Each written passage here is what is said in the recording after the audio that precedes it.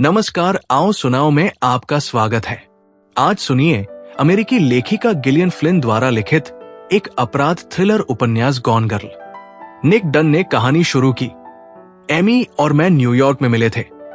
वो एक पार्टी में थी और मैं बस उसकी ओर खिंच गया। वो इतनी अलग थी, जैसे किसी और दुनिया से आई हो। उसकी बातें, उसका अंदाज, सब कुछ मुझे उसकी ओर खींचता था। हम प्यार में पड़ गए और शादी कर ली। सब कुछ सही लग रहा था, एक परीक्षा की तरह। लेकिन फिर चीजें बदलने लगी। आर्थिक तंगी, मेरी नौकरी का छूटना, एमी के माता पिता की लगातार आलोचना, सब कुछ गलत हो गया। हम मिसौरी चले गए, मेरी मां की बीमारी के कारण। ये एमी के लिए एक अजनबी जगह थी, एक ऐसी जगह जहां वो कभी नहीं रहना चाहती थी।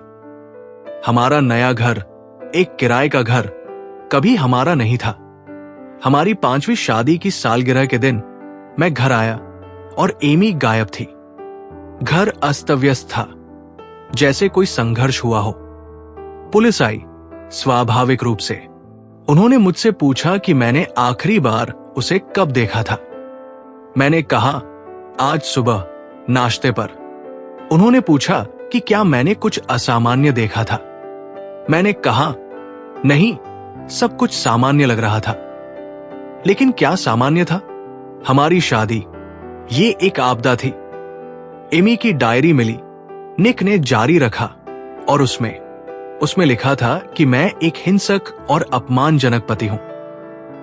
पुलिस ने कहा कि ये मेरे खिलाफ सबूत है।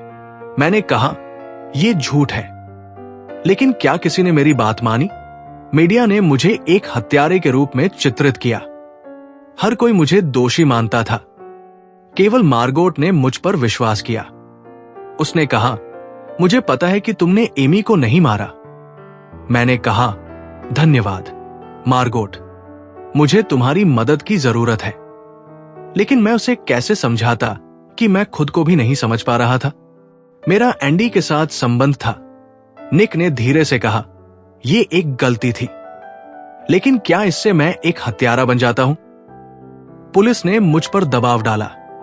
उन्होंने कहा, हमें पता है कि तुम झूठ बोल रहे हो। मैंने कहा, मैंने एमी को नहीं मारा। लेकिन वे नहीं माने। फिर मुझे पता चला कि एमी ने यह सब किया था। उसने मुझे फंसाने के लिए एक योजना बनाई थी। वो एक दूरस्थ केबिन में गई थी। मैंने मीडिया का उपयोग किया, उसे वापस आने के लिए कहा और वो वापस आ गई, एक पीड़ित के रूप में। उसने कहा कि उसे अगवा कर लिया गया था। लेकिन यह सब झूठ था। हम एक साथ रहते हैं, निक ने कहा। लेकिन हमारी शादी एक दिखावा है। एमी मुझे नियंत्रित करती है। उसने मुझे फंसा लिया है और मैं जानता हूं कि वह मुझे कभी नहीं छोड़ेगी। मैं एक जाल में फंसा हुआ हूं। मैं जानता हूं कि मैं कभी भी खुश नहीं रहूंगा। एमी अपनी शक्ति से खुश है। वो एक मनोरोगी है, मैं एक कैदी हूं। एमी की कहानी एक चेतावनी है, निक ने कहा। यह दिखाती है कि प्यार और नफरत के बीच की रेखा कितनी पतली हो सकती है। मैंने एक कठिन सबक सीखा है। प्यार और नफरत दोनों ही शक्तिशाली भावनाएं हैं और वे हमें बर्बाद कर सकती है। वो एक मजबूत महिला है, निक ने कहा। लेकिन उसकी ताकत का उपयोग गलत तरीके से किया गया है। उसने अपनी ताकत का उपयोग मुझे फंसाने के लिए किया और उसने मुझे बर्बाद कर दिया। मैं समझता हूं कि लोगों को यह जानना मुश्किल हो रहा है कि क्या सच है और क्या झूठ है। ये सब एक खेल है। वो एक चालाक और बुद्धिमान महिला है और वो जानती है कि वो हमेशा जीतेगी। लेकिन मैं भी हार नहीं मानूंगा, निक ने कहा। मैं अपनी बेगुनाही साबित करने के लिए लड़ता रहूंगा।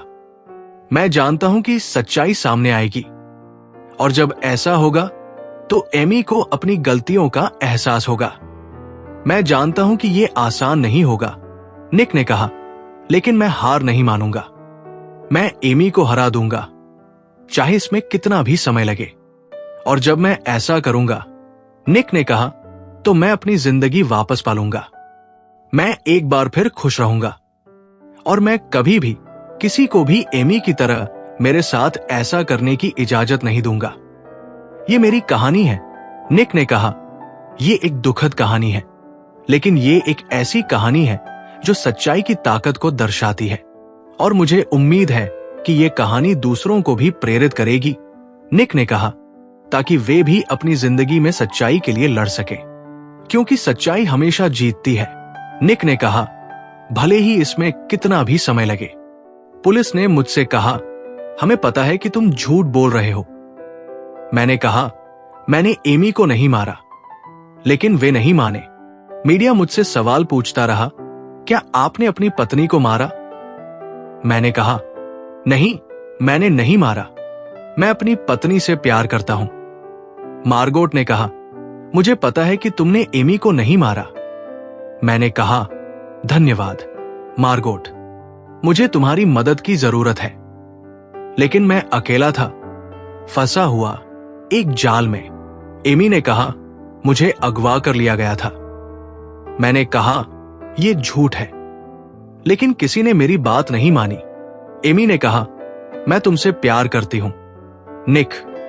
मैंने कहा, तुम मुझे नियंत्रित करती हो, तुम मुझे कभी नहीं छोड़ोगी। एमी ने कहा, तुम सही कह रहे हो, और मैं जानता था कि वो सच कह रही है। मैंने कहा, मैं एक कैदी हूं, मैं कभी भी खुश नहीं रहूंगा।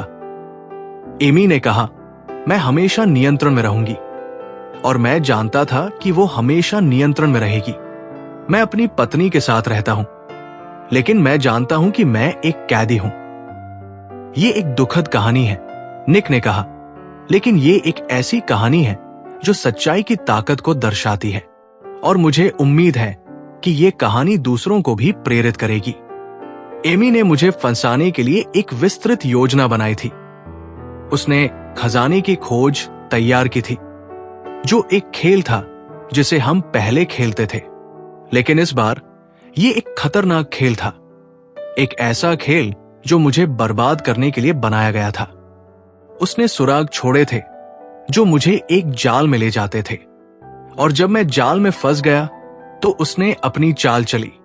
एमी ने कहा, यह सब तुम्हारे लिए है, निक। मैंने कहा, यह सब झूठ है, लेकिन उसने कहा, यह सब सच है, तुम एक हत्यारे हो। और मैं जानता था कि वो मुझे कभी नहीं छोड़ेगी। वो मुझे तब तक परेशान करती रहेगी जब तक कि मैं पूरी तरह से टूट न जाऊं। लेकिन मैं हार नहीं मानूंगा, निक ने कहा, मैं लड़ता रहूंगा, मैं अपनी बेगुनाही साबित करूंगा, और मैं एमी को दिखाऊंगा कि वो गलत थी। कहानी कैसी लगी कमेंट्स करके जरूर बताएं, और चैनल को सब्सक्राइब जरूर करें।